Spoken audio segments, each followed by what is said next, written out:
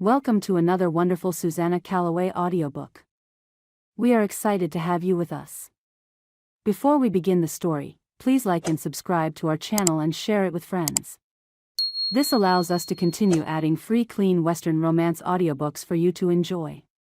The following title is copyrighted by Susannah Calloway, Western romance author. Now, find a comfortable spot, relax, and enjoy the story. Escaping Eugene. Chapter 1. The person staring back at her was a stranger. She saw her emerald green eyes shining through a pale heart-shaped face with full lips. She saw her long and luscious lashes, brushing against her cheek as she blinked.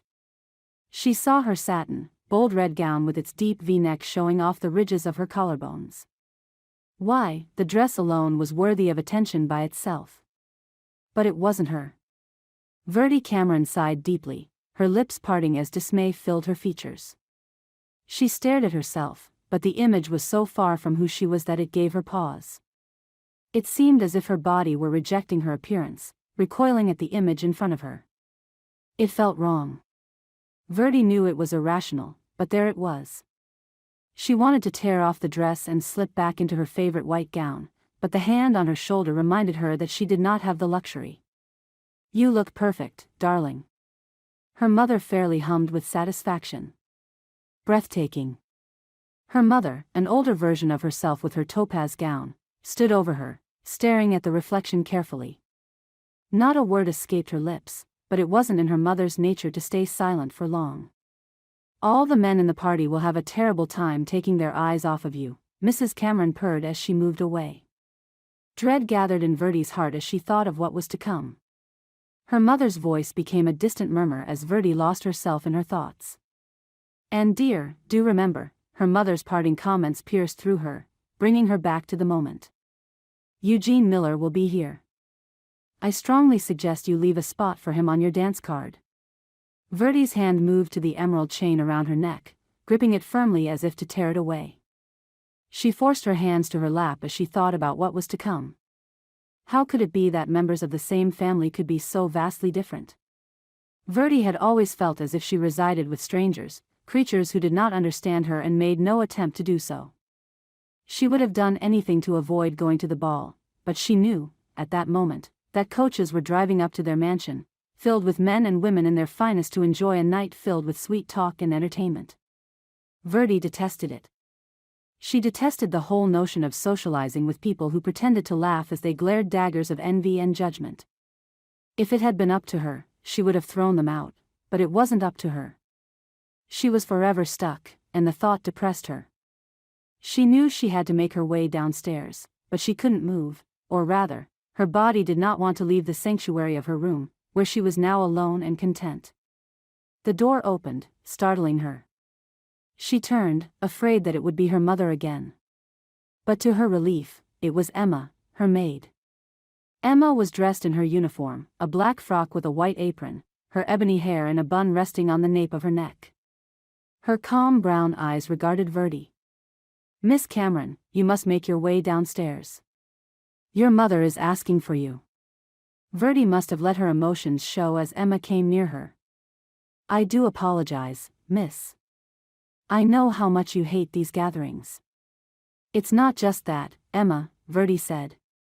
"I hate the dancing, the talking, and the sitting," Emma finished for her. Verdi nodded, and Emma smiled. "I'm afraid, miss, that this is how your life has always been and will probably always be." Verdi sighed. "I'm being a child, aren't I?" "No," Emma said firmly. "Just a young woman with her own dreams." "Yes, dreams," Verdi said, rising to go stand by the window. As she had thought, she could see the coaches arriving, the bejeweled ladies and debonair gentlemen lingering outside the front steps, exchanging their greetings before disappearing inside. "Sometimes, I wonder what it would be like to vanish," Verdi said, thinking that Emma would be shocked.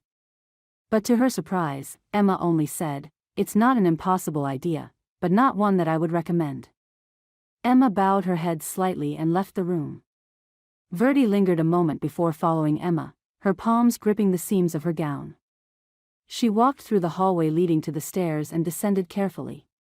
She smiled politely as the socialites, entering through the grand foyer, bowed their heads to her. She walked past them, stepping into the ballroom, her smile carefully in place. Though she was sure that the guests were charmed by the decor, she saw it as stifling. The twinkling chandelier, the golden curtains, and the decorative mantle did not make her heart skip a beat. She noted that everyone had formed their own little groups, chatting amongst themselves. She saw her mother with Mr. and Mrs. Miller, no doubt talking about her. Verdi's mother and father both fervently wished for her to wed Eugene Miller, albeit for different reasons. Her father was focused on the advantages the match would bring, for Mr. George Miller was the owner of several mills and came from money. Though her father did not work, having inherited his wealth, this was an advantage to boast about. It sickened her. Her mother, of course, was only interested in the social climb such a match might provide. Thankfully, Verdi did not see Eugene Miller anywhere about, and she hoped she would not see him either, although the possibility was slim. He was persistent, and she might have been flattered if it weren't for the fact that she found his arrogance utterly detestable. Even as she pondered the man, she saw guests approaching her. She braced herself for the interaction even though such social intercourse was an art she had perfected. The minutes passed, and Verdi busied herself in the small talk and the insincere compliments.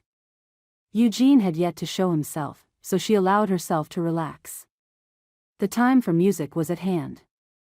On her mother's instructions, Verdi had kept a spot open on her dance card, but she let the other spaces be taken over by well-suited but terribly dull young men. She would get through it, though. She had done it all many times before. The music started and her first partner came to claim her. Verdi kept her smile fixed on her face, going through the movements with little interest.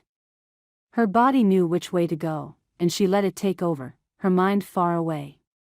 She was with her fourth partner when she glimpsed someone coming near.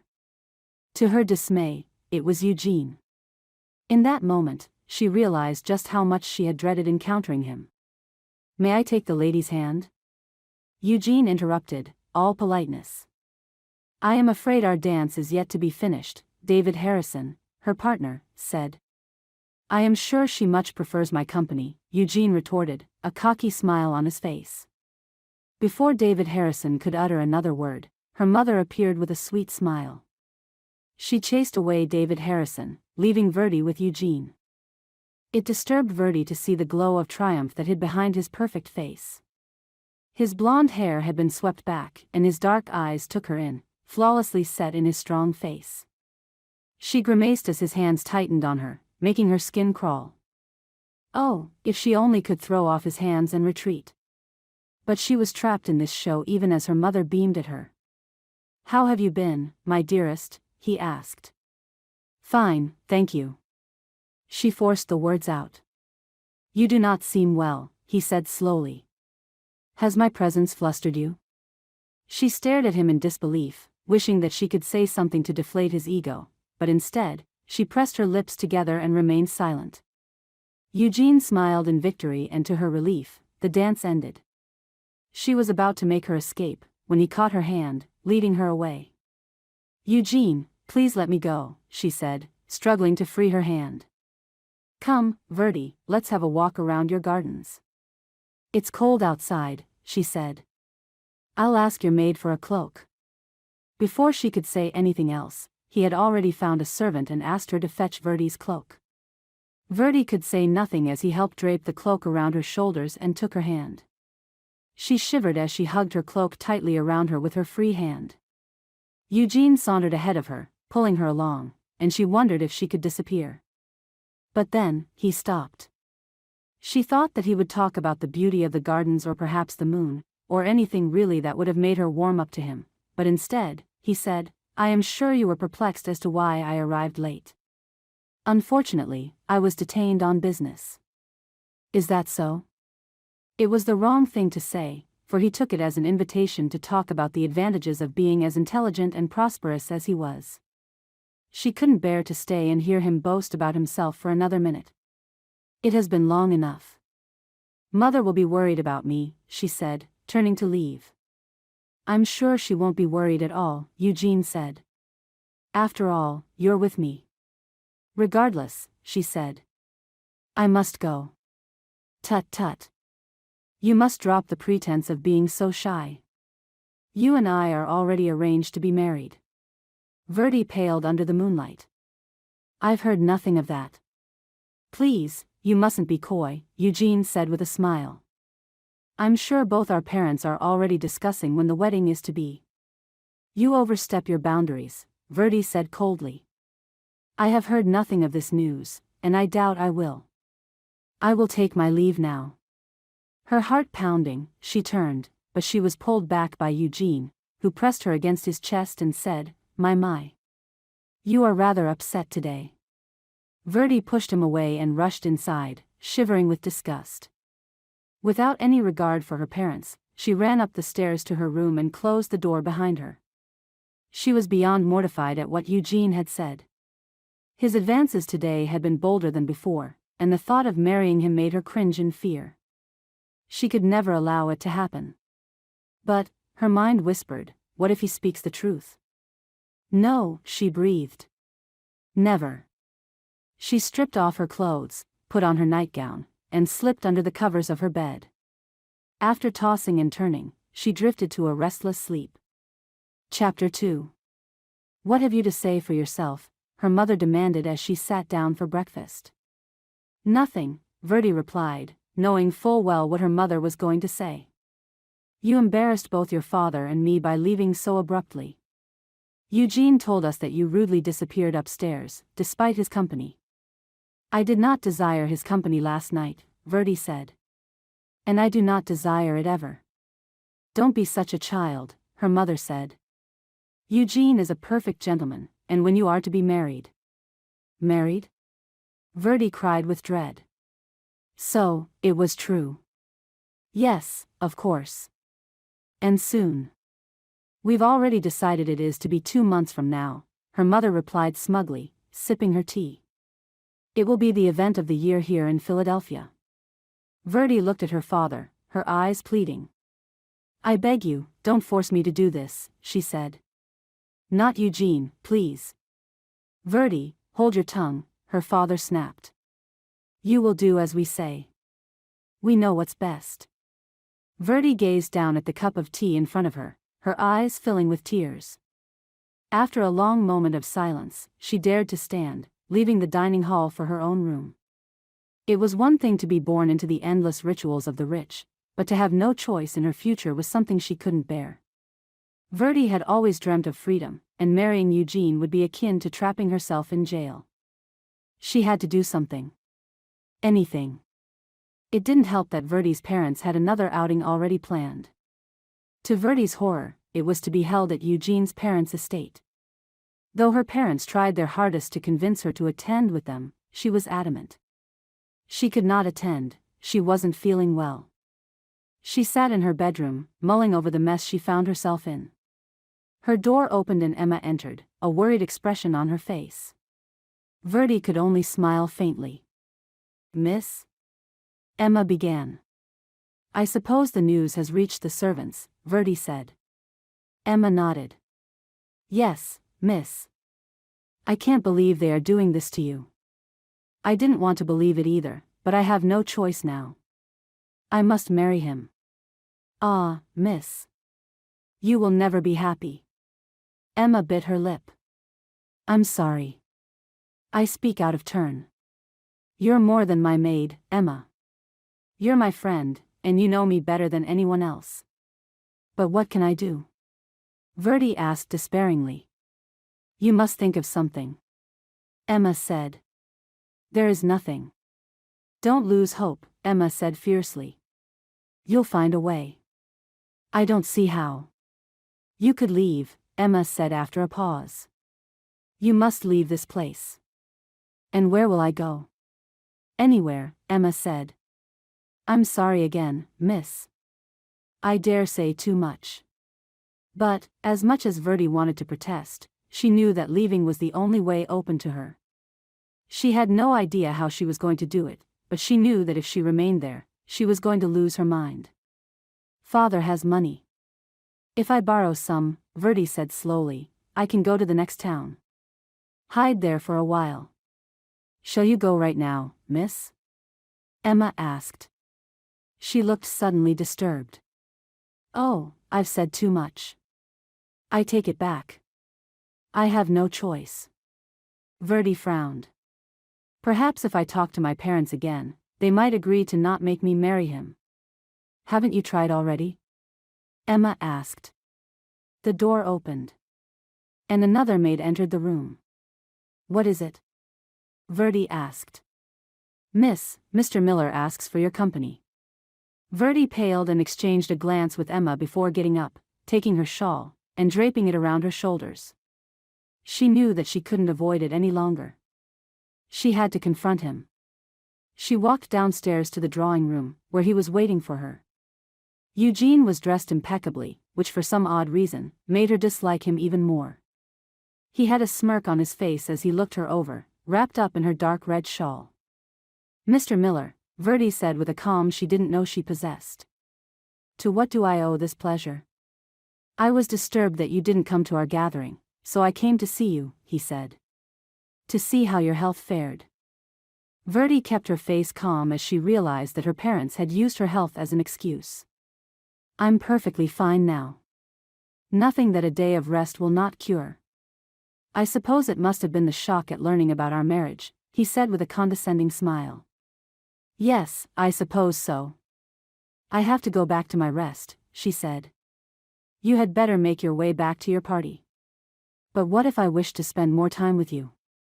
"My health does not allow it," she said firmly. He walked forward and grabbed her wrist, pulling her toward him. Though she kept her face neutral, she felt a rush of fear. "Let me go," she said, and was thankful when he let her pull her hand away. "You may see yourself out.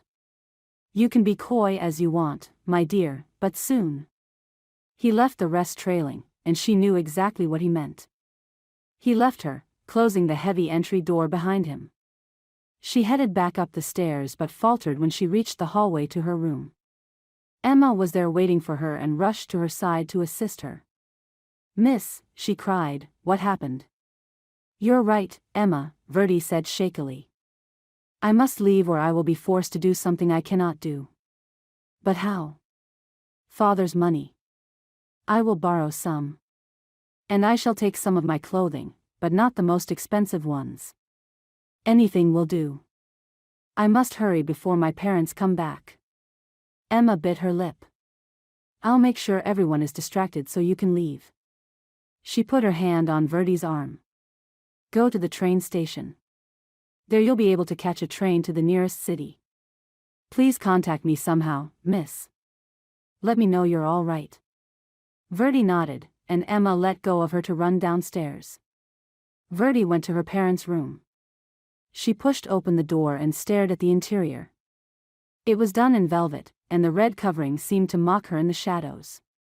She walked past everything to the safe in the corner. She knew the combination, of course, having overheard her mother. A twinge of guilt went through her for taking advantage of that. But she had no choice, she was doing this for basic survival. She took some money, not much because she couldn't bear to think of herself as a thief. She would return the money after she managed to earn some. She closed the safe and rushed out, back to her own room where she began to shove her clothes into a bag. She didn't pack much, only what she needed. She shut the clasp of the bag and went downstairs. Emma had kept her word. There was no one about and Verdi freely exited the house, walking down the path, pausing only to turn back and take one last look at her home. She was leaving forever and the sight of her house made her heart squeeze painfully, but a part of her had always hated the manor and all it represented. She turned away once more and continued to walk with determined steps. "I must never look back," she said to herself. "I must survive on my own." Chapter 3. The knock on her door roused her from her reverie, and she opened it by a crack. It was the innkeeper, a lady with mousy brown hair and a hard, reddened face. "I haven't gotten the rent," she said in her drawling voice. "Of course," Verdi murmured and passed some of her father's money through the gap in the door. The innkeeper threw her a curious glance but said nothing more as she left. Verdi closed the door and leaned against it, her chest tight. When she had arrived in this godforsaken city 2 days before, she'd thought that perhaps she would be able to do something. secure a position as a maid or a housekeeper, or perhaps in a factory, but nothing had worked for her. It was her demeanor, her way of talking that made the employers wary. She hadn't been aware of it before, but now she knew the truth. She was simply too educated and too refined to be taken on without suspicion. Yet another reason for her to curse her upbringing. She walked around for 2 days, trying to find a way, but she had been turned aside at every corner. Even the innkeeper herself, a woman who paid no attention to anything, knew that Verdi was not all she claimed to be. Verdi looked with dismay at the bit of money she had left. She would barely be able to survive 2 more days with the money she had. What was she to do now? She couldn't go back, not ever. Even if she was to be reduced to a beggar, she refused to go back and marry Eugene Miller. She hadn't heard anything about her family or Eugene searching for her, but she had no doubt that they would do so soon. They would try to find her and then would force her to come back. Never. She hurriedly dressed and left the room, avoiding the looks of everyone she passed. The inn wasn't at all what she had expected. It was run down and quite sorry looking, ready to tumble to the ground at the slightest wind. With relief, she left it behind and traversed the streets, without a thought as to where she was headed. It was morning and she was hungry, but she had to wait because she wasn't sure she had enough money to eat 3 meals. The reality of her plight was hard, and she feared it was only her first taste of the life she could expect from then on. By midday, she had had no luck. She had walked for miles it seemed, and all she had experienced was more rejection. Dejected, she walked to a bakery and bought a small piece of bread, sitting on a street bench and chewing it slowly. As she was thus occupied, 2 women sat near her. She tried not to listen to what they were saying, but their voices were loud and animated. "All the men in the advertisement seem wonderful," one woman was saying. "Yes. Do you know who you are going to correspond with?" "I haven't decided." "Lucky we got hold of the Matrimonial Times," the woman said. "And their office is right over yonder on Elm Street. But still, I can't imagine going off and marrying someone out of the blue." Despite herself, Verdi was interested. Whatever were they talking about? As she listened further, she discovered what it was. Mail-order brides. Verdi had never heard of such a concept. The idea filled her with both fear and hope. Yes, it could work. If she couldn't find work, then she would marry someone. A part of her told herself that this was akin to what she was fleeing from, but at least the new man she married couldn't be as bad as Eugene Miller. And escaping Eugene Miller was all she cared about at that moment. With that in mind, she got up. She easily found Elm Street, and with no trouble at all, she spotted the establishment with the big sign, Matrimonial Times, on the front of it. It looked clean and pristine, certainly better than her living conditions. Without thinking too deeply, she walked in. The lady sitting behind the table took her in with interest. "How can I help you?" "I am here to be a mail-order bride," Verdi said. "Do you know what that means, child?" the lady asked, her eyes narrowing. Verdi found herself unable to speak over her own nerves. "It means that you will be consenting to become the bride of someone you have never met. We have several adverts of men from the West who would like to marry someone in the near future. You can take a look at the catalog and then decide who you want to correspond with." "Correspond with? How long will that take?" Verdi asked. "Well, it can take from 6 to 10 weeks, she said. "Given the time that it takes for the letters to go back and forth." "But I don't have that much time," Verdi said, only too aware of her paltry amount of money. The lady looked at her once more and said, "You are a pretty girl, and we do have something else you can do. Sometimes there are men who want to get married at once. You can choose from among them. But I must warn you, there is sometimes a flaw with these men." Verdi swallowed. Was she really so desperate? She realized that she was. "May I look at those adverts?" "You may," said the lady. "Fill in your details here and wait for a moment." Verdi took the paper the woman offered her and wrote down her first name and a false surname. She forged her family details, too, writing that her parents were factory workers. As she handed the page back, the lady glanced at it and nodded. "I may have someone for you," she said. "He is a widower in Plum River, Wyoming. He just lost his wife and wants a new wife for his baby." Verdi stopped. A widower with a baby? Could she do it? Could she take care of a child? She drew in a long breath and nodded. "Yes. That will do nicely. Come back tomorrow," the lady said. "I'll have everything prepared for you by then." Verdi raised her chin, feeling hope for the first time in days. She turned around and went back to the inn, hoping that nothing would go wrong now.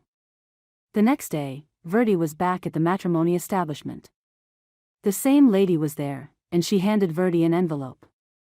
"This has everything you need to know. We've given you a train ticket as well as some money for expenses. The name of the man is Carl Homer. Like I told you yesterday, he lives in Plum River, Wyoming. We have sent him a telegraph, and he'll be there to pick you up.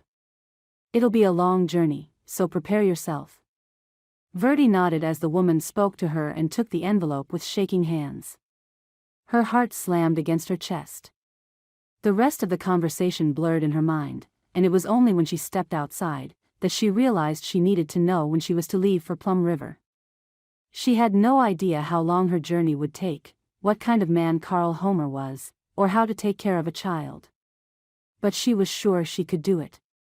How hard could handling a household be? Verdi felt a multitude of emotions as she walked into the train station the next day. It was crowded, and she had to push her way through the throngs of people.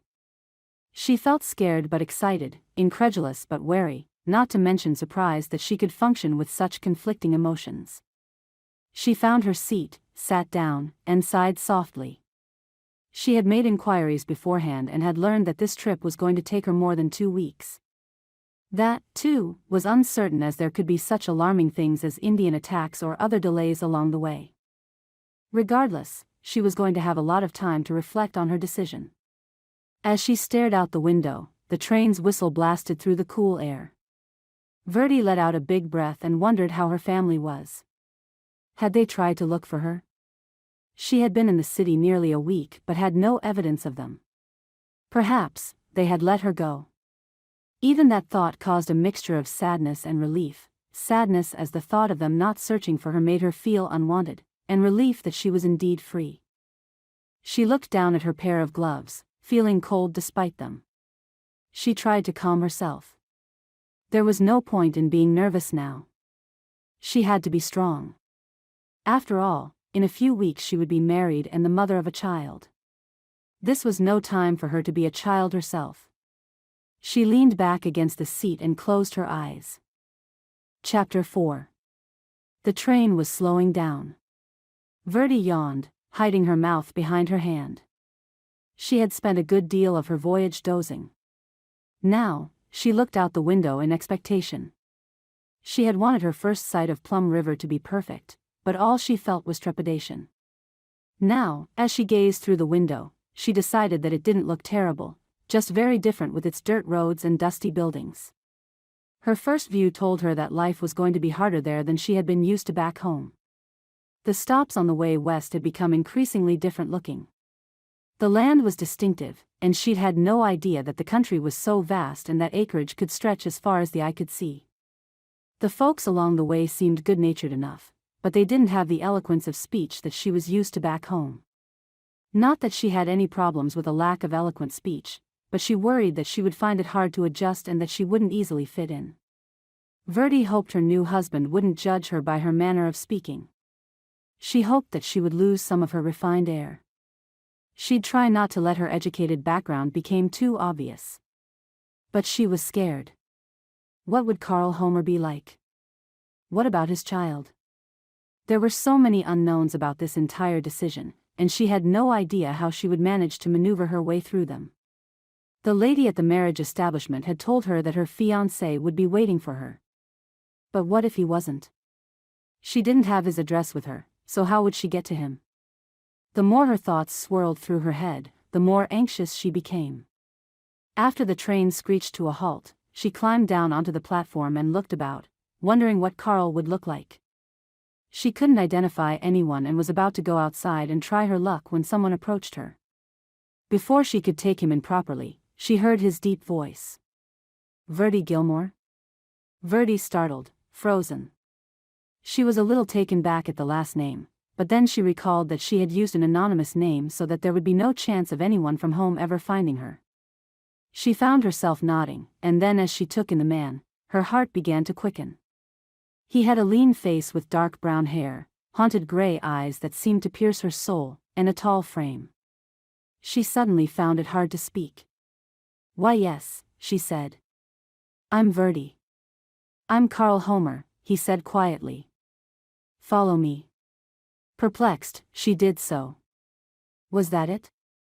No more greeting of any sort? Nothing to welcome her? Why, that was awfully cold.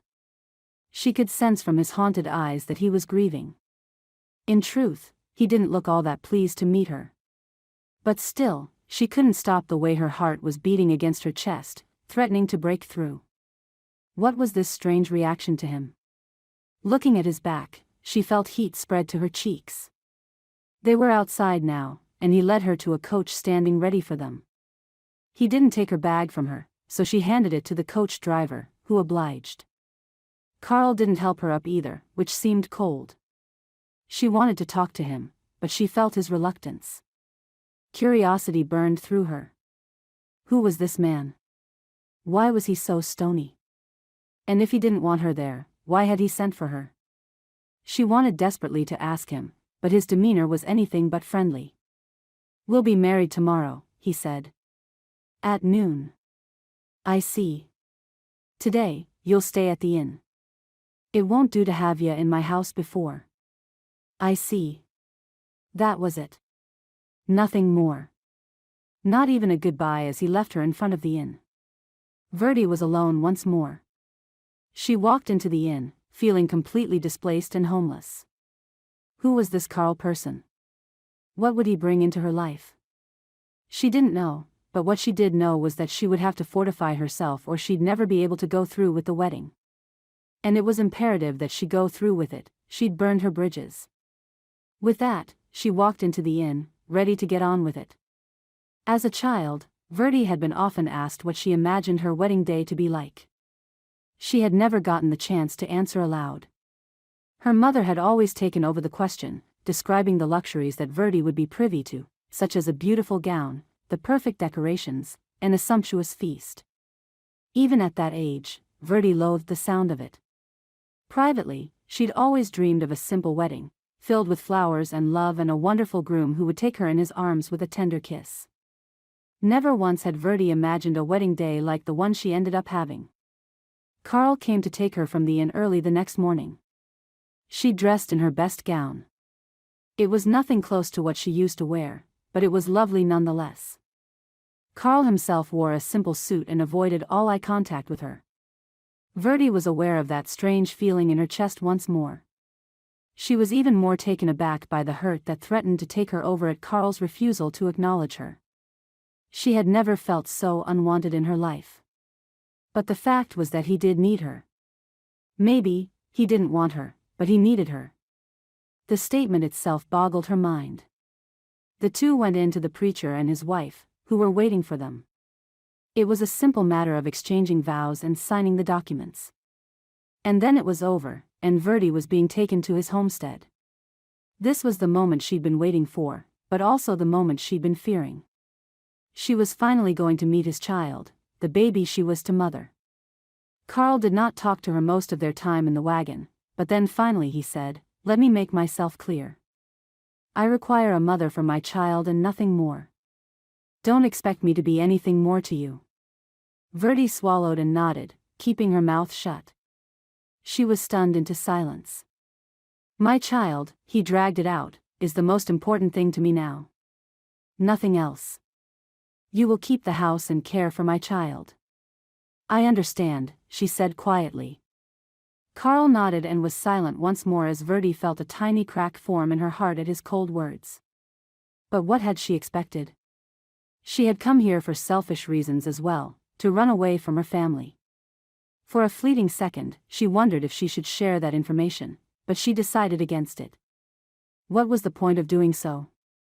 He wouldn't care to hear it, and she would be embarrassed. And so, wisely, she kept her mouth shut again. Carl's homestead was not what she was expecting, yet in truth, she didn't know what she had expected. It was a small house but looked neat enough. She got down from the wagon and made for the door, but he stopped her with a gaze, going in front of her. She waited as he went inside ahead of her. A few moments later, he came out with a woman behind him carrying a baby. The woman looked at her with a blank face, and Verdi knew instantly that she was being judged, the very thing she had feared. The woman had dark blonde hair, a square pretty face and dark eyes that bore into her with the intensity of a fire. She came forward with the baby. Verdi's eyes went to the baby, and she was in love. The child was beautiful, an angel covered in white cloth. Her tiny face was almost hidden by the cloth, but she opened her gray eyes and regarded Verdi. The little baby moved and Verdi felt the urge to go ahead and take the baby, but she waited until the woman handed her over. As the woman gave the baby to her, Verdi could feel the woman's lack of sympathy and perhaps annoyance directed towards her. Verdi didn't know what she had done to make the woman instantly hate her. But she couldn't be bothered with it right then, as her attention was fixated on the small child. "I am going," the woman said abruptly to Carl. "If you need me, just holler." "Thank you, Deborah." Deborah didn't spare Verdi another glance as she disappeared down the road to the left. Verdi watched her leave. The baby began to squirm, and she loosened her grip on the child and followed Carl into the house. She didn't know what she expected from the interior, but it wasn't anything like what she might have thought. It was decent, and there were separate sections for the kitchen, a sitting area, and what she assumed were the bedrooms on the other side. The thought of bedrooms made her blush slightly, but she didn't say anything. "You can put Sarah in her crib," Carl said. Sarah, Verdi thought. So this little creature was Sarah. Verdi nodded and moved further inside the house, spying Sarah's crib in one of the bedrooms. She laid her down, only to nearly stumble over Carl, who was carrying her bag. "Get dinner ready," he said before leaving. She balked. "Dinner? How? When?" She swallowed nervously and walked back out into the kitchen, staring at everything foreign to her. How was she to make dinner? She had no idea what to do. Before attempting it, she decided to walk about and take a look around the house. This was to be her new home, so she might as well familiarize herself thoroughly with her surroundings. The first thing she did was peer out into the backyard. There were 2 neighing horses, tied to the fence. There was also a small patch of land with what appeared to be dead plants. A garden? Who had kept it? And why had it fallen into disarray? The horses made Verdi nervous. She had obviously been around horses before, but she had never had the chance to ride them properly. She turned and went into Sarah's room again. Everything was clean, and Sarah peered at her from her crib. Verdi couldn't help but smile down at her, patting her slightly and taking a look at the few toys scattered about. The toys made Verdi wonder who the woman was who had been caring for Sarah. She seemed so close to Carl. Verdi put it out of her mind and wandered to the next room. There was one bed in the middle of the space. Was this where she was going to lie with Carl? The thought made her blush once more. She was curious about her new husband. He was nothing but cold toward her, but there was something in him that made her feel strangely excited. Perhaps it was the experience of meeting someone new. She didn't know how long she stood there, but suddenly she remembered that she had to cook a meal. She knew that even if it felt like an impossible task, she couldn't shirk her duties. The cooking turned out to be a frustration to her, which was no surprise. She put vegetables and water in a pot and dragged it over to the stove. Lighting it took her ages, but she finally managed to do it. Smoke gathered, and her eyes watered. Why was there so much smoke? Surely, this wasn't right. When she started coughing, she realized that she should have opened the windows, and so she did, but not before she heard Sarah cry. She ran to Sarah and found her wriggling and crying. Verdi felt on the verge of tears herself. There seemed to be so many things to do at once. She tried to find the cause of Sarah's discomfort and noticed the scent that wafted from her. She wrinkled her nose and looked about, searching for clean clothes to change her into. The whole event took more time than she expected. In the end, Sarah was quiet, but Verdi was worried about her pot of vegetables. Horrified, she ran to the cooking stove, and it was as she had feared. The bottom layer of the pot was caked in black and the vegetables weren't even cooked properly. Clearly, she hadn't put enough water in and had burned the food. Hesitantly, she tasted the concoction, screwing up her face in a grimace. Feeling herself lose hope, she transferred the mess into a bowl and then left the pot in the sink, knowing she was going to have to scrub it clean. It was already dark outside, and she heard footsteps as Carl entered. The first thing he said was, "Why is there so much smoke in here?" She had no words and he didn't look for any. "I'm famished." She served him with shaking hands. He didn't say anything as he took a spoonful, but then again, he didn't say much about anything. After more agonizing silence, he left half of his food behind and walked into the bedroom, leaving her to clean. Verdi felt her heart break. She was a disappointment, and she felt her own helplessness breed disgust within her. She couldn't do anything properly. It's only the first day, she told herself. There is time yet. But she didn't feel much hope even after telling herself that. She went to check on Sarah, knowing she'd need to be fed. How had she forgotten about a small child? She found some cooked cereal that she supposed Deborah had left and fed it to Sarah. Watching the baby gulp it down made her feel even guiltier. The poor child must have been mighty hungry. She changed Sarah's diaper and snuggled her back into her crib. After Sarah was well settled for the night, she took the lantern and went to the outhouse. When she returned, Carl was already asleep. She moved about quietly, changing into her nightgown. She lay down, watched his face for a moment, and then blew out the lantern. He looked gentler in his sleep. As she lay there, she thought ruefully that her first day had been a disaster. And something within warned her that this was only the beginning of disasters. Chapter 5. When Verdi awoke the next morning, she was alone. She got up and yawned, looking about. She wondered what time it was. She left the room to find Carl with Sarah, rocking her with a smile on his face. His tender smile made her heart quicken. Seeing this softer side of him made her think that perhaps he wasn't so bad after all. But then he looked at her, and his smile disappeared immediately. He stood and handed Sarah to her. "It's your duty is to take care of her," he said. "Not to sleep about while she cries." Verdi gulped at the harsh words but knew the truth behind them. He was correct, she was already failing as a mother. "I'm leaving," he said. She had wanted to ask him where he was off to, but she was afraid to say a word. After he left, she looked around and wondered what she should do now. She couldn't fathom what was done in a household, and she wished she had Emma there to tell her. Thinking of Emma, Verdi tried to remember what Emma had always done about the family manor. Of course, Verdi had never ventured into the kitchen or areas where the servants worked, but she knew she could figure it out if she put her mind to it. Emma always had a cloth with her in order to clean, and she was always fixing things. Verdi put Sarah down on a quilt and then set about doing what she remembered. She wanted to clean, but at first, she couldn't find a cloth. After she did find one and wiped down a few things, she realized that she was leaving more dirt than she was wiping up. She needed to remember to clean the cloth regularly. She accidentally knocked over a candlestick and broke the candle, almost weeping in frustration. Close to tears, she heard the sound of knocking and ran out to the door. It was the woman Deborah from the day before, and the woman didn't smile as she took in Verdi's disheveled look. "Is Carl there?" Deborah asked in her drawling voice. Verdi shook her head. "He left." Verdi felt animosity radiating from the woman. Deborah was clearly not only wary of her, but judgmental, but Verdi couldn't blame her. Even so, she desperately wanted to ask her for advice. "How is Sarah?" "She's inside," Verdi said, moving aside to let the woman enter. The woman made for Sarah and scooped her up from the floor.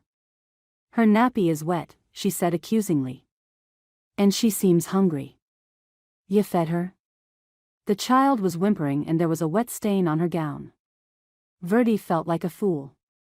Why hadn't she noticed those things on her own? Deborah made for the kitchen, taking care of Sarah with ease, putting cereal on the stove and then turning to Verdi and saying, "You eat yet?" "No, I haven't."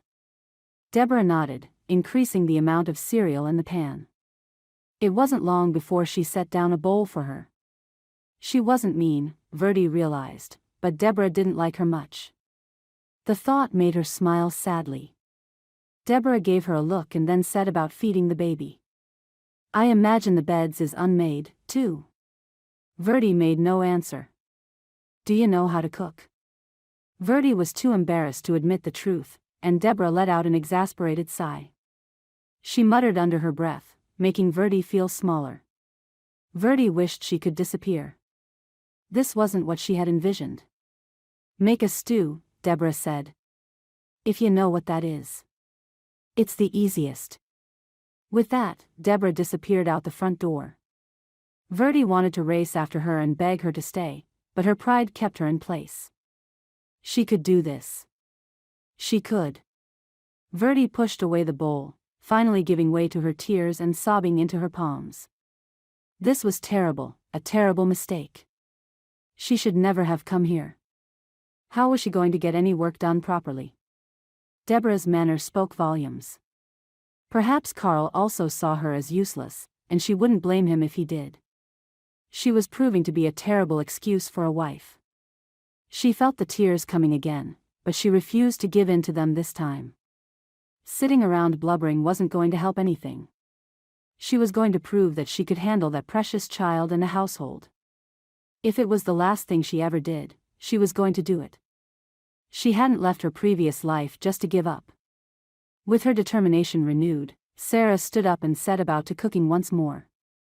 Though Verdi's dinner wasn't good, it was better than the day before, and Carl ate more. She watched him nervously, but he didn't say a word to her about the meal.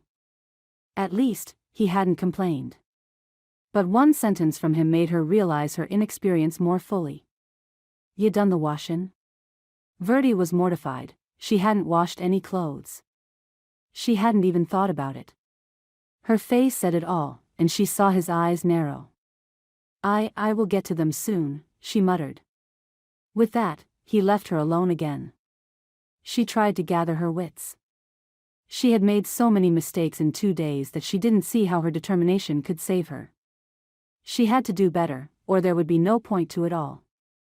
The next day, Verdi woke up before Carl and had fed Sarah by the time he roused.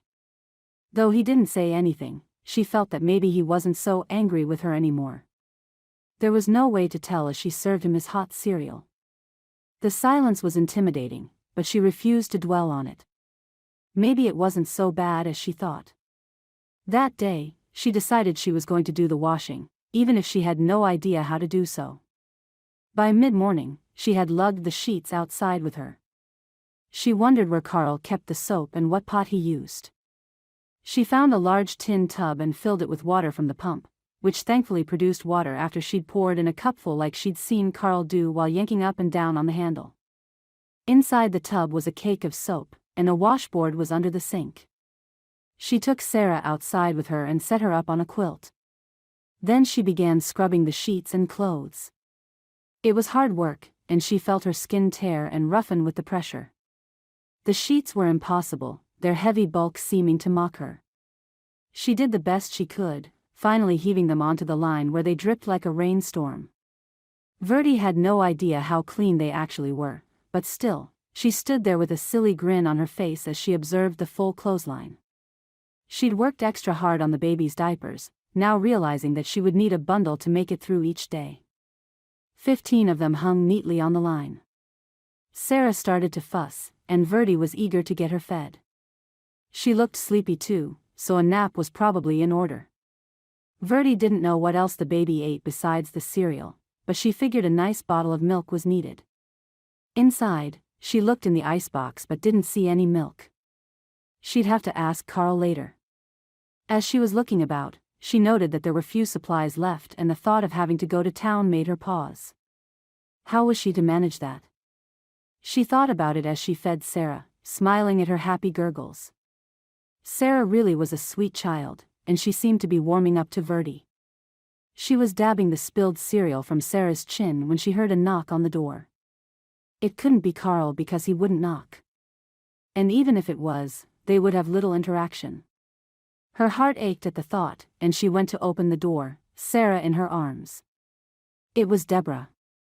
"Get ready." "I beg your pardon?" Deborah didn't seem happy to have to repeat herself. "Get ready. Carl told me to take you to see the town." She looked at Sarah's mussed outfit, still wet in places from doing the laundry. "Get into dry clothes, and dress Sarah, too." Now? Verdi's mind scrambled. She needed to buy things, but she had no idea where Carl kept his money. Deborah only stared at her and said, "Now." Perplexed, Verdi followed the instructions. She changed her dress and put Sarah in a clean frock. Then she went to Deborah, who sat in the chair waiting for them. "Follow me," Deborah said. "Otherwise, you'll get lost, and then don't come sniveling to me." Verdi hugged Sarah closer to her chest. How would she manage a trip with Deborah, who obviously detested her? What was Carl thinking? Deborah didn't say anything, and Verdi reverted temporarily back into silence, tending to Sarah as they walked toward town. Verdi was of a mind to turn back, but she continued to follow, knowing that she could learn a lot from Deborah. After all, Deborah was a person who could help her. At that moment, Verdi realized how desperately she wanted a friend, someone in whom she could confide. She missed Emma terribly, and so, she tried to engage Deborah in conversation, but she was met with only grunts in return.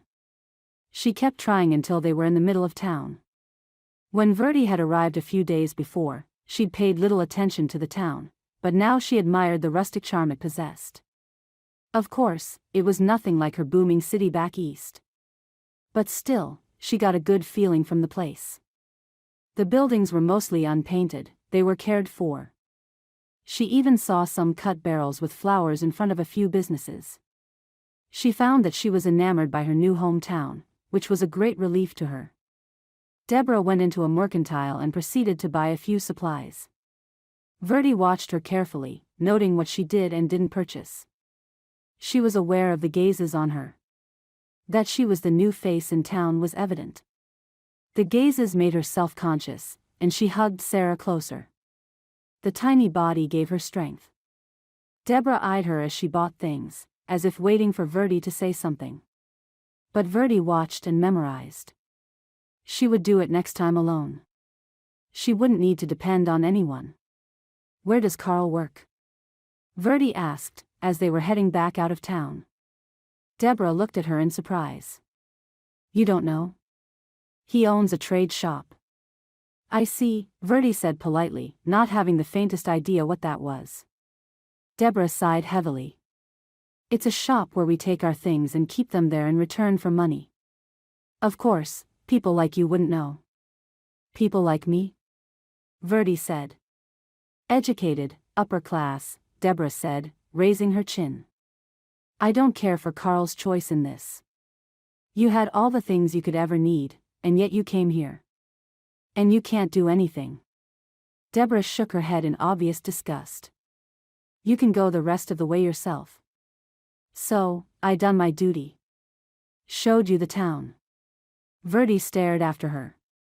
What Deborah said wasn't a lie. Verdi was everything Deborah said she was. She came from a rich family, she was upper class and well educated, and she didn't know a blame thing about how to handle a household. Truth be told, Verdi herself was now questioning why she'd done what she'd done. But she was there in Plum River now. She needed to make a life. She needed to take care of Sarah. But, could she do it alone? She was trying her best, but she knew her efforts were sorry at best. Couldn't Deborah be her friend? And help her?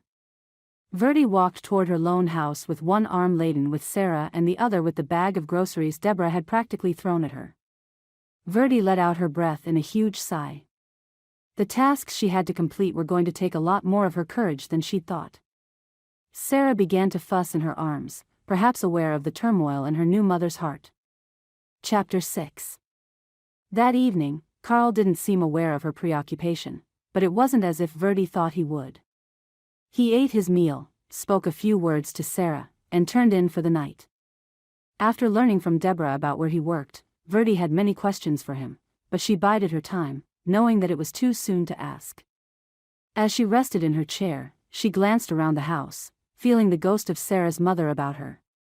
The woman's presence was suddenly alive, almost as if she were watching Verdi try to take care of her husband and daughter.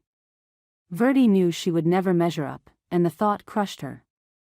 Never in her life had she felt like such a failure. Would it have been better if she'd never come? Better if she'd married Eugene? Better to have become a porcelain doll for the rest of her life? No. The answer rose within her. This was not the time to have such thoughts. She would not let herself fail at this new life. An idea sprang to her mind, and she decided to implement it the next day. Verdi took a deep breath. She didn't know if this was the right step, but she couldn't think of anything else to do instead. She was sure that Deborah would not take kindly to her, but she had to attempt it at least. Even Sarah seemed to feel Verdi's discomfort, nudging her shoulder as Verdi walked up to Deborah's house. With a deep breath, Verdi knocked on the wooden door. There was silence for some time before the door opened. Deborah's eyes revealed a series of emotions as they took in Verdi, who stood in front of her with the baby perched on her hip and a box in her right hand.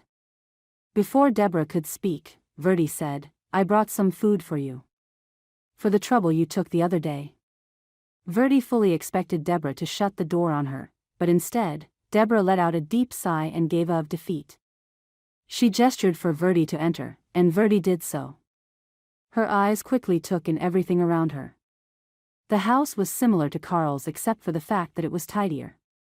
Deborah's prowess as a housekeeper showed, and Verdi felt shame begin to take hold of her once more. "You silly child," Deborah said gruffly. "You know you cannot cook." "I know," Verdi said. "But I couldn't let it go."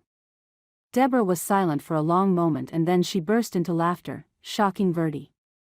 Deborah took Sarah from her arms, allowing her to set the box down and sit at the table. Deborah cooed at Sarah. "Did you feed her?" Verdi nodded. "Like you showed me the other day." "You learn quick, huh?" Deborah asked. "I attempted," Verdi said sheepishly. "Maybe I judged you too harshly," Deborah admitted, a new look of interest on her face. "I knew Sarah's mother, so I didn't know how it would be without her." "Sarah's mother?" "Elsie," Deborah said. "We knew each other for a long time before she got married to Carl. I got married first, to Joseph. Then she followed. We was neighbors as well as dear friends. But she passed away," Verdi said softly. Deborah nodded. "We was devastated. Carl, well, he ain't been the same since. He don't spend time with Sarah, 'cause he can't get over her ma. He hasn't talked to me about her at all," Verdi said. "In truth, he's hardly spoken a word to me." Deborah nodded. "I suppose he hasn't. I can't blame him. He been through a lot. He couldn't believe Elsie was gone." "What was she like?" Verdi asked hesitantly. "Elsie?" Verdi knew she shouldn't have asked the question because she probably wouldn't like the answer, but Deborah began talking. Elsie was a gentle spirit. She loved everything freely. She was happy about obeying Sarah, but the birth took its toll. She brought out the best in Carl. After she died, it was like Carl died, too. He don't look at Sarah the same anymore. That's why I weren't happy when he told me that he asked for a mail-order bride. I could have took care of Sarah myself. I love the child. I felt that Carl was running away from his problems, but I don't know, maybe it was for the best. I'm a poor substitute for Elsie, Verdi said. I know that. Deborah surprised her by giving her a sympathetic look. At the moment, you is, but we will fix that. Deborah spoke with confidence. I'll help you learn so that you can take care of yourself, Sarah, and Carl better. Verdi's heart lifted. You'll do that? I will. I supposed I need to make up for my behavior. What about Carl's parents? Verdi asked. Don't they live here? Carl is an orphan. So was Elsie. They met each other young and then Carl opened the trade store. Where is the trade shop? Verdi asked. I'll take you there. We'll take lunch for Carl, she said. He's been asking me for lunch since you can't cook. He didn't say anything to me about it. He ain't likely to. Carl is a quiet person. Even more so, now. I am a terrible housekeeper, Verdi admitted, and in a fit of emotion, she told Deborah about how she had escaped from her previous home. By the time she was done, Deborah was wide-eyed, clearly seeing her in a different light. I had no idea that the rich had any problems at all. It doesn't mean much if a person can't do anything on their own, Verdi said with a faint smile. And marrying a horrible man like Eugene would have sealed my fate. Sarah's cry pierced the air, and Deborah handed her to Verdi, who patted her quiet. She likes you, Deborah said. I suppose she does, Verdi answered with a warm smile. I like her, too. She is a good baby. At first, she suffered quite a bit, too. Missed her ma something awful. Don't you have babies of your own? Deborah shook her head and Verdi saw the flash of sadness in her eyes. Not yet. God ain't seen fit to bless us. What does your husband do? Joseph is the doc in town. Isn't that wonderful? It was the right thing to say. Deborah, flattered to be talking about her husband, continued to praise him as Verdi listened with a smile. She felt at ease for the first time since she'd arrived in Plum River. It made her happy, and she was hopeful that perhaps she might be able to manage everything after all.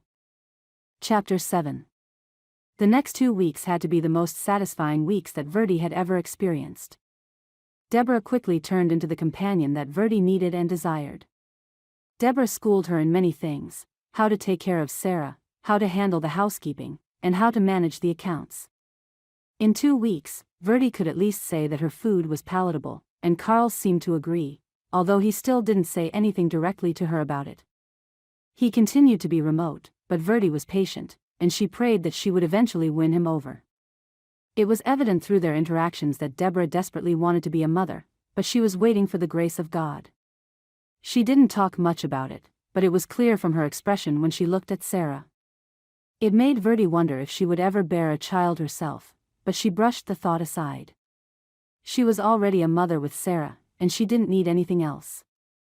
As they shared more and more about their lives with each other, Deborah admitted the reason Carl had asked Deborah to take Verdi into town that first time. He'd been afraid that Verdi would be ostracized. He thought that with her society ways from the East, she might put people off. This thoughtfulness was completely unlike how Verdi had perceived Carl thus far, and it touched her heart deeply. Deborah encouraged her to keep trying to get into Carl's good graces. So Verdi did try, mainly through her cooking. Under Deborah's continued tutelage, Verdi was becoming skilled in many areas. She was even better at accounts than Carl, and he had started to trust her with the money, though she still went shopping with Deborah. One day, though, Deborah forced Verdi to go into town alone. I won't always be available, she said. Go. Verdi felt ready for the challenge, so she nodded and went on her way, her purse feeling heavy with coins against her hip. It wasn't as bad as she had thought it might be. The grocer questioned her a few times, but she managed it. Finally, with her bag laden with supplies, she trudged toward home with Sarah in her arms. As she walked, she passed a small trade store. Despite Deborah's earlier promise, they never had visited Carl in his shop. Verdi felt immense curiosity about the place. She hesitated. Part of her wanted to go in and see him, but she wasn't sure how he would view her surprise visit. She didn't want him to think that she was trying to impose, but she was his wife. As such, she had a right to see his store, didn't she? For a moment, she lingered outside. Excuse me, a male voice behind her said. Verdi turned to see a tall man with spectacles and handsome features. He nodded at her. You're Verdi, ain't you? However did you know? We haven't been properly introduced, the man said. My name is Joseph. I'm Deborah's husband. Deborah talks about you a lot. Verdi smiled widely. Oh, I'm so glad to make your acquaintance. Are you going to go in to see Carl? I came to see him as well. Let's go in together. No, But before she could say anything more, she was maneuvered into the store. She looked around to see the treasures it held. It was a small shop, but she could see things of value everywhere. So this was what Deborah had meant by the art of trading. By the looks of things, Carl dealt in a wide variety of objects. She found it incredibly fascinating, but Joseph regarded her with confusion.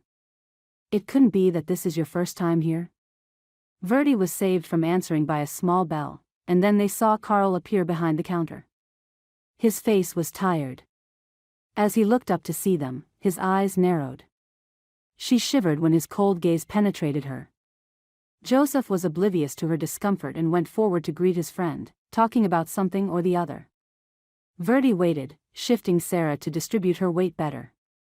Her shoulders were already aching from the weight of both the baby and her purchases. She knew she needed to have an explanation for why she had shown up there, but her mind was blank. I must be on my way. I'll leave you with your wife. Doc clapped Carl on the back, gave her a friendly wave, and left the store. Verdi cleared her throat. I was passing by and Doc Galling brought me in with him, she mumbled. Carl didn't respond. Your store is very nice. You should be on your way, he said. There's nothing for you to see here, and Sarah is likely ready for a nap. Verdi pretended not to be hurt by his words. Have you eaten? I'll get something from the cafe, he said. I can bring you lunch from now on, she offered. What about Sarah? You gonna drag her into town every day? I'll leave her with Deborah for a bit, and I won't stay long, she said. She didn't know why she was insisting, but she suddenly felt that this was imperative for their relationship to progress. His face was hard to read, and she wondered what he was thinking. Very well. Starting tomorrow, you can bring me lunch. Verdi nodded, a smile breaking through her face as she turned around to go back home. It was a small victory, but a victory nonetheless. She couldn't wait to tell Deborah. As Verdi made to leave, she glanced back for a split second and saw that her husband's cold exterior had cracked and that he was smiling. Thank goodness, he hadn't seen her looking. Chapter 8. Deborah was excited when Verdi informed her about Carl's agreement to let her bring him his lunch. This is good, she insisted, her eyes shining. It's gonna help you get closer to him. Verdi didn't admit that she was still nervous about how it would work out. She still wasn't sure if Carl liked her cooking. He never commented on it, but she liked to think that her meals were improving every day. The next day, she spent a long time preparing his lunch before bundling it up like Deborah had taught her. She then walked the half-mile over to Deborah's house to drop Sarah off, then she headed toward town. In front of Carl's store, she took a deep breath and entered, finding her husband hard at work by the counter. She didn't say anything for a while, standing still as he worked, taking in how focused he was. He seemed to be completely oblivious to her presence, so she cleared her throat, and he looked up. He nodded to her, and she thought she saw the beginnings of a smile, but she couldn't be sure. She greeted him as warmly as she dared and left the bundle beside him before leaving. Despite having no expectations, her cheeks burned with embarrassment. Why couldn't he be more welcoming? She scolded herself for harboring false hopes, figuring that this was how it was going to be. It was flat out discouraging, but Verdi knew that she had to be stronger if she was planning to win him over. And she did want to win him over. There was something about Carl that drew her. There was something between them too, granted, it was very tenuous, but it was there. She felt it sometimes when he looked at her. Shaking her head, she continued on the long walk toward Deborah's to fetch Sarah. Sarah was sleeping peacefully when Carl arrived home. Verdi sat beside Sarah's crib, patting the sleeping child. She left the room to greet her husband and to serve him his dinner, which was simmering on the stove. She expected his normal silence and quietly ate her own meal alongside him.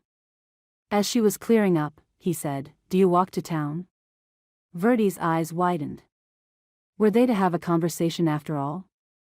He went on. "I been meaning to ask ya. Why don't you use the horses?" "I can't ride a horse," she said quietly. "I'll teach ya," he said. "I have time tomorrow. Knowing how to ride will help ya in case of emergencies." With that, he got up and went to the bedroom, making her wonder what exactly had just changed between them. Carl was true to his word. The next day, after Verdi was done with the cleaning, he was waiting for her with a horse, having unfastened it from the fence post. The horse was familiar with him and nuzzled his hand as he led her toward Verdi. Verdi bit her lip when he handed her the reins. "I'll help you," he said as she made to get up. He caught her by the waist and hoisted her up. Her heart raced and warmth spread through her. She settled on the horse and looked around. It was a beautiful view from her elevated position, and her tension lessened. She was jolted from her calm when her horse moved. Carl had taken her mount by the bit and was leading her slowly around in a circle. "You'll have to take the reins properly," he said curtly. Verdi nodded and gripped the leather straps tightly, feeling them dig into her palms. He led the horse around for a few more minutes and then let go so that she was one who was guiding the animal on her own. The horse behaved, and after a bit, Carl caught it again, gesturing that Verdi get down. Verdi slid from the saddle, and as she did, his hands wrapped around her waist again, helping her to the ground. At his touch, her breath caught and her pulse raced. Her eyes met his, and she saw a flash of something. But it faded away as quickly as it had come. "Tomorrow," he said, leading her horse back to the barn. Verdi stood there for a few minutes so that she could gather her breath once more. As she put her hand over her throbbing heart, she couldn't wait until her next lesson. The riding lessons continued for a week. Carl was faithful to his word. He appeared every day during lunch, taking her around on the horse, and watched her work to become confident and comfortable. Verdi tried her best to learn what he told her and not to ask him to repeat any of his directions. After each lesson, he would eat lunch with her and then leave for the shop. As the days passed, she sensed him thawing a little bit. Perhaps, this was the way she could get through to him. She tried not to hold out too much hope, though, not wanting to be continually disappointed. However, that didn't stop her heart from aching whenever she saw him. Nor did it stop her examining the details of his face and wondering what his thoughts were. Soon, she found that all her thoughts were consumed by him, wondering what he was doing and what she could do to make him smile. After a week, he told her that they were going to move to some other area to practice. "Someplace else?" she said, surprised. He nodded. "A larger area to ride." "But what about Sarah? Deborah can handle her." After securing Sarah with Deborah, the two set out for a larger field. Verdi was happy to note that it wasn't far away from their home because she was already worried about Sarah. She had quickly found that she couldn't stay away from Sarah for too long. The baby girl was an extension of her now. "I am going to have you ride completely alone this time," Carl said, his eyes softer on her than usual. She nodded, and he let go. The horse didn't do anything. As cautiously as possible, Verdi urged the horse forward with gentle kicks on her flanks. The horse responded and trotted around the area, jostling Verdi in the saddle. But she was doing it, and all by herself. After a few minutes, a smile broke out on her face. "I'm doing better," she cried. Her enthusiasm shone through, and for the first time, she saw Carl smile at her. A full-out smile, and not one that he quickly hid. She couldn't help but smile back widely at him. She loosened the reins in her happiness and only barely saw a squirrel zip past. Then everything broke loose. The horse bucked, and Verdi gripped the reins in panic. The animal shot off and Verdi held on for dear life. Her heart beat wildly as she gripped the reins in fear. She had no time to understand what was going on, but she could distinctly hear shouting behind her. She tried to keep her hold on the reins as the horse raced across the open field. She desperately tried to urge the horse to stop, but it was in vain. It kept bolting across the land. Verdi feared she was going to die. The horse would not stop. Tears fell from her eyes. She wanted to see Sarah again. She wanted to see Carl smile again. She was certain her death was imminent. Everything passed in a blur. Her hands were cramped around the reins and the saddle horn. And then she heard another set of pounding hoof beats. She turned and saw Carl racing toward her. His face was grim, but he was gaining on them. Verdi yanked on the reins with all her might, and the leather strap seared into her palms. Carl was neck to neck with her now. Her horse shimmied to the side and skidded as Carl grabbed the reins from her. Both horses lurched to a halt in a cloud of dust, almost throwing Verdi off. She screamed and then everything went still. Carl leapt from his horse and she fell into his arms, shaking to the bone. She collapsed against his chest, crying. "Verdi. Verdi, are you all right?" he asked over and over. Verdi couldn't speak. She couldn't catch her breath or stop trembling. Carl's hands were in her hair and rubbing her back. His breath was heavy on her. She breathed in his scent and slowly calmed down, feeling the comfort of his arms. After a few moments, she gulped back her last sob and backed away. "I'm better," she said, still gasping softly for air. "No, you're not," he said. He took her hands in his and turned them gently, so they were palms up. They were swollen and bleeding from the reins. "We need to apply salve," he said. "Let's go home." He took the reins of her horse, got on his own, and then pulled her up behind him. She lay against his back, wanting nothing more than to let him take care of her. She closed her eyes, feeling the strength of his back against her face. Her heart swelled, and she felt her throat tighten. She loved him. She loved this stubborn, cold, grieving man. Chapter 9. The thought of being in love with Carl haunted Verdi. She found herself staring off into space at all times of the day, her thoughts consumed by him. She continually waited for him to come home from work. He hadn't taken her riding again, even though he'd said that she was going to be fine. Deborah seemed to notice her preoccupation but didn't say anything about it. She just smiled when she saw Verdi staring off at nothing at all. In the evenings, when Carl was with her, he spoke, but not more than a few more sentences. He would ask her about Sarah and inquire about her healing hands. Though it wasn't very personal, it was an improvement from before when he wouldn't speak at all. Verdi answered his questions eagerly, hoping that he would keep talking to her. Sarah became more and more precious to Verdi. Verdi talked constantly to her, and Sarah's reactions delighted her. It wasn't only Carl she was in love with, it was Sarah, too, whose sunny disposition was like fresh air. Verdi's love coursed through her all day long, and she found herself seeing everything in a different light. Yet, she yearned for more. She wanted to ask Carl all about that small patch of garden around the back of the house. Had it been his wife's? There was no other reason she could think of to explain why it had been abandoned. Was it truly off limits? She wanted to know his thoughts on everything, and she wanted to share her own thoughts with him. She wanted to tell him her story, but she didn't think he would be open to it. Even though Carl sometimes came home from work late, Verdi always waited to eat dinner with him. They sat down and ate silently, but companionably enough. One evening, he stared at her and cleared his throat. "I'll be going away for some time." "What? Where?" she asked, alarmed. "To a nearby town. There are some business matters that need to be dealt with. I'm looking to acquire quite a few items for trade." "When will you be back?" "Shouldn't be more than a week or two. Take good care of Sarah and yourself." "I'll set off at dawn." She nodded, searching his eyes for some flicker that he might miss her while he was gone. But she saw nothing. She sighed, and then with a burst of courage, she said, "I wanted to know if I could use that patch of ground around back. For gardening. It gets the sun well in the mornings." Carl stiffened. There was a long pause. "No," he finally said, his voice cold and strange.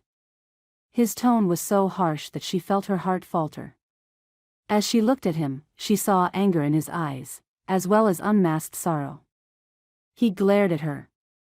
"You are my wife. That doesn't mean you can pry into everything. And quit hoping for anything more than what has been given." She wanted to jump up from the table and scream. He left the room, and Verdi, stunned, gaped at where he'd been. His words continued to circle around in her mind.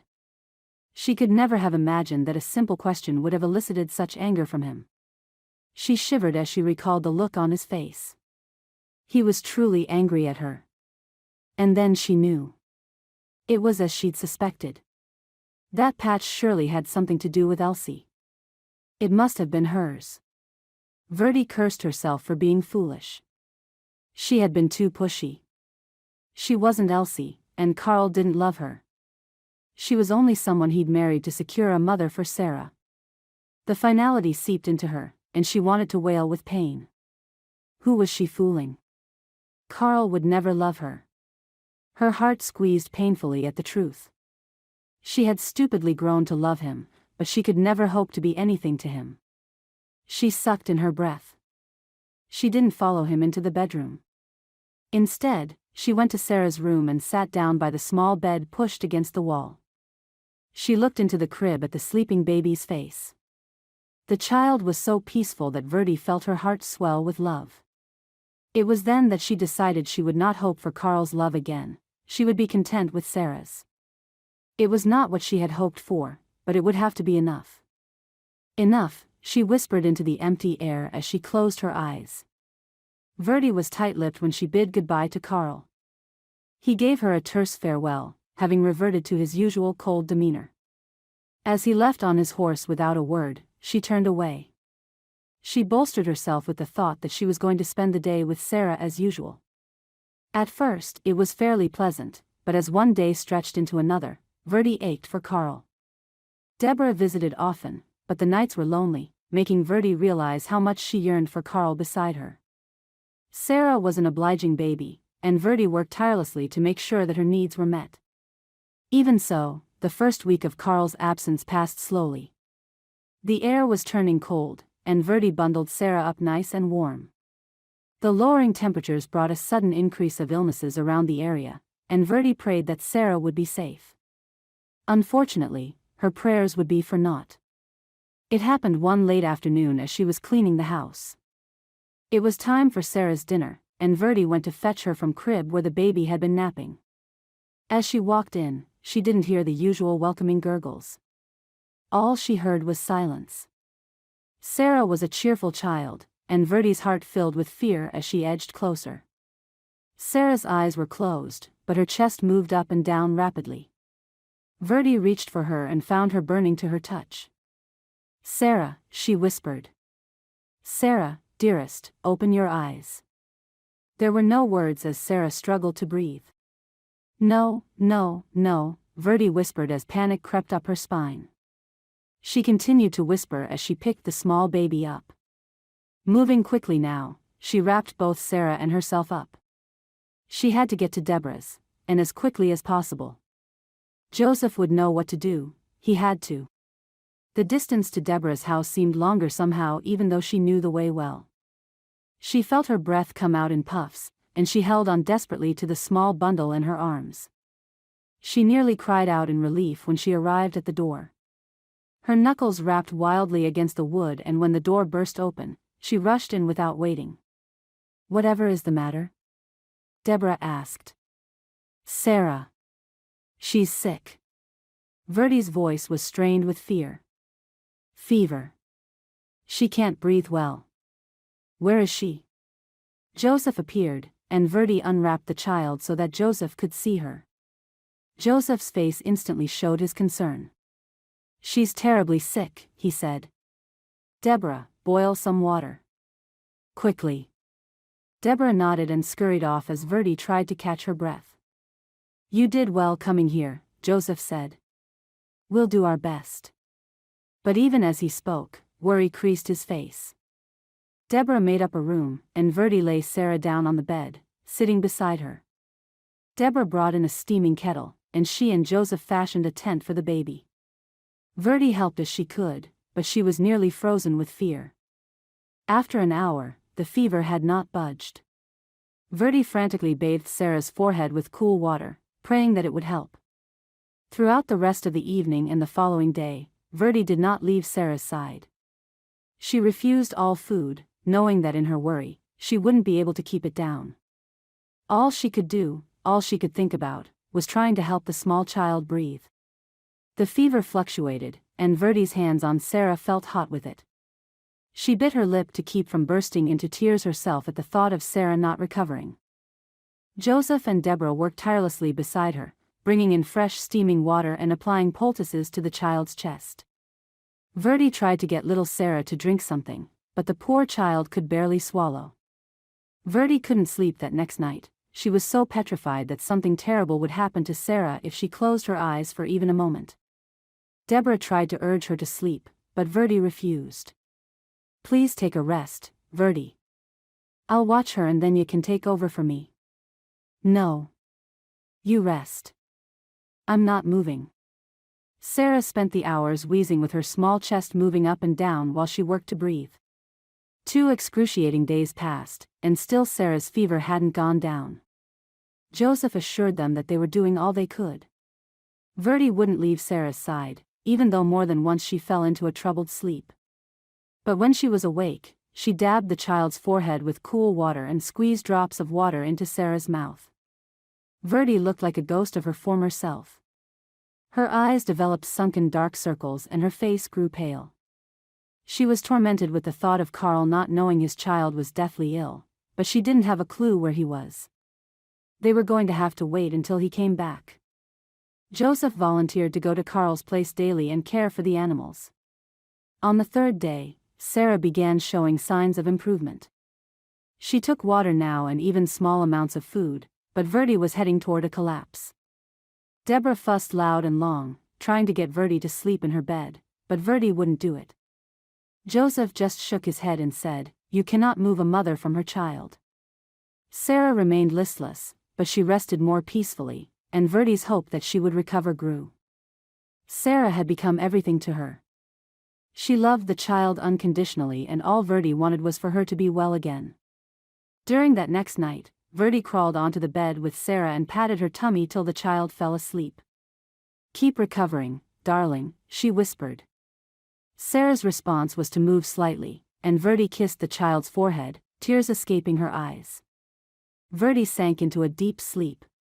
When she awoke, Sarah was completely still. Verdi shot up, panic roaring through her. She cried out in despair, tears rushing down her cheeks. Relief burst through her heart when she saw Sarah's chest rise and fall, evenly. Verdi nearly collapsed in relief. Joseph entered, having heard her cries. "What's happened?" Verdi could only cry as Joseph examined Sarah. "The fever has broken. Thank God. She's breathing normally." The relief in his voice rang through the room. "It's going to be all right, now." Deborah, who had followed her husband into the room, hugged Verdi, who crumpled against her. Over the next few days, Sarah steadily recovered. But Verdi was quickly feeling worse and worse. Of course, afraid for Sarah, she had paid little attention to her own health and hadn't noticed the signs of her own illness nor heeded the warnings. As Sarah continued to grow stronger, Verdi lay on the bed trying to regain her own strength. Late one night, there was a knock on the door. Verdi stirred and heard Deborah answer it. "Where are they?" Carl cried. "I came home. They aren't there." Verdi struggled to get up to explain, but she fell back onto the mattress, too exhausted to move. She heard Deborah explain what had happened. Carl burst into her room. "Where's the lantern?" he asked, his voice tense. Deborah lit a candle. Carl checked on Sarah, who was sleeping peacefully. Then his eyes fell on Verdi. Verdi lay across the bed, unmoving. She blinked up at her husband, and opened her mouth to speak, but all that came forth were scraping, rasping sounds. She panicked, her eyes stretched wide as she tried to grab her breath. "Verdi!" Deborah cried as Carl bent forward. He caught Verdi's shoulders and drew her to his chest. "Verdi! Verdi, can you breathe?" Chapter 10. Carl had never met someone like Verdi. He himself had an impoverished childhood, wrought with hardships and pain, but he had grown through it, finally achieving what he believed was happiness with Elsie. The two had been content, and then Elsie had announced that they were going to have a child. He had never been so happy in his life. But Elsie had died, and he was a broken man left with a young daughter. He knew he couldn't take care of her, and so he had pushed that duty onto someone else. And that someone was Verdi. When he'd first seen Verdi, he'd known that she was not who she'd been pretending to be in her letters. She had been terrible at everything, and at first, he'd felt his frustration toward her grow daily. But then, she'd gradually improved through her own grit and stubbornness. He admired her for that, even if he hadn't told her so. And why hadn't he told her? As he held her limp body in his arms, a wave of shame and regret filled him. But when she had asked about that patch of land, that patch where Elsie had kept her garden, he'd lost his temper. That garden had been Elsie's pride and joy. He'd let it fall to ruin, but still, how could he turn it over to Verdi? It wouldn't be right. He gazed down at Verdi's pale face and called himself a fool. He admired this woman, maybe even loved her, but it was too late. Cursing himself, he buried his head in her neck. Her skin was so hot. So very hot. He looked up at Deborah in desperation. Is she going to die? The words nearly stuck in his throat. Sarah lived through it, Deborah said, wiping her forehead with the back of her arm. She will, too. Deborah, boil the water. We've got to start all over, Joseph said as he joined them. Just tell me what to do, and I'll do it, Carl said, laying Verdi back on the pillow. Her eyes were closed and she wasn't gasping now, but Carl could hear how shallow her breathing was. She plumb wore herself out with Sarah, Joseph said. Carl's throat tightened with emotion, and he fought the tears in his eyes. Carl sat beside Verdi the entire next day. He pressed cool rags to her forehead, nearly weeping with relief when he felt it was slightly cooler as dusk fell. Both he and Deborah applied poultices, while Carl tended to Sarah as best he could. All day, Carl felt shame for how he'd treated this brave woman. As he sat beside Verdi by candlelight, he bent close and whispered, "Wake up. Verdi, wake up now. I want to talk to you." Verdi stirred, and slowly, miraculously, her eyes fluttered open. She looked around as if in a daze. She glanced down at her hand, which Carl had clasped with his own. She frowned and tried to take it away, but he held on. "You're sick," he murmured. "You need to rest. But you're going to be all right now." "Sarah," she said, her voice raw. "Where is she?" "I have to rest," he said firmly. "Sarah is well. Deborah is looking after her, but you must rest." Verdi squinted up at him, as if still trying to make sense of things. "When did you come home?" "Last night," he said. "The two of you weren't home." She shook her head. "Sarah was so sick. I had to come here." "I know. Deborah and Joseph told me." No. "I have to work and clean and you haven't had dinner yet," she rambled and only quieted down as he put his hand on her forehead. "Hush," he said softly. "I'll go get you something to eat. You have to try to eat something. All right?" She nodded, and he left the room. Verdi's throat felt raw. She sipped bits of broth only to make Carl happy. She still couldn't understand the change in him. He sat by her, spoon-fed her, talked to her, and continually asked if she required anything. It was completely confusing, but she found herself warming to his attention. She took to watching him, when he dozed by her side. She saw Sarah for short periods only, for Joseph was afraid she might make Sarah sick again. Carl rarely left her side, and she was starting to feel cherished, despite all that had passed between them. Yet still, in the back of her mind, was the niggling fear that he would again revert to his cold, harsh self. During her second day in bed, Carl spoke about Elsie. It was in passing, but Verdi's eyes widened as he mentioned things about living with his late wife. Trying to keep the conversation going, Verdi dared share some about her own past. She told him things she had never before dared to reveal to him, not wanting to be hurt by his indifference. But now, Carl listened and didn't say anything besides patting her hand after she was finished. She felt strangely relieved after sharing. She noted that he was touching her more, her hand, her shoulders, her hair. She reveled in this time with him, but she couldn't quite put down her fear. "You are supposed to stay in bed," Carl said. Verdi shook her head. "I feel better." She was tired of lying in bed. She wanted to go home. She wanted to see if this fragile new beginning between them would hold together in their real life. "You work too hard." "Try too hard," he said. "I'm almost back to normal," she countered. "I want to go home." He lingered, and then as she made a move to walk past him, he caught her hand. "I have something to get off my chest." Verdi stopped and turned to him. "I've been a regular jackass to you," he said, not looking her in the eye. "I treated you like you never deserved to be treated. Well, I want to apologize." Verdi sucked in her breath. She felt dizzy as he raised his eyes and looked at her. "Carl," she whispered. "Verdi, forgive me," he said, his eyes intense as his hands clutched hers. "I want to start over. You and me. Things'll be different now." Tears burned in her eyes, and she blinked up at him. He looked cautious at first, and then he leaned slightly forward, hesitating only a moment before his lips met hers in a soft kiss. Warmth filled her even as he moved back. "I should have waited," he murmured. She shook her head, and her tears now fell. She would have leaned forward again, if she hadn't heard Sarah's cry pierce the air from the other room. The two exchanged glances and laughed before leaving the bedroom, hand in hand. "We're going home," Carl announced to Deborah and Joseph. The couple grinned at him and nodded. Deborah handed Sarah to him. "I'm thinkin' your little one is as ready as the two of you are." Verdi gave her dear friend a look, and Deborah smiled back, seeming to understand the shift that had taken place between Verdi and Carl. Verdi wanted to weep all over again when she thought of how wonderful Deborah had been to her.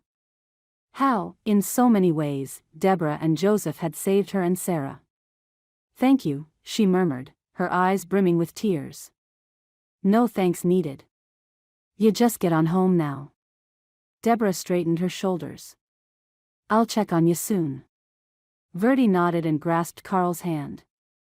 The three of them, Carl, Verdi, and Sarah, left the house into the cool afternoon air. Oddly, Verdi didn't feel cold. She felt warm and loved and confident. Her new beginning was really happening now.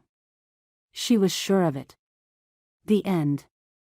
Thank you for listening to this heartwarming story by Susannah Calloway. You can be assured that all her books are clean and wholesome. To find other romances by Susannah Calloway, as well as the other authors at Tika House Publishing, visit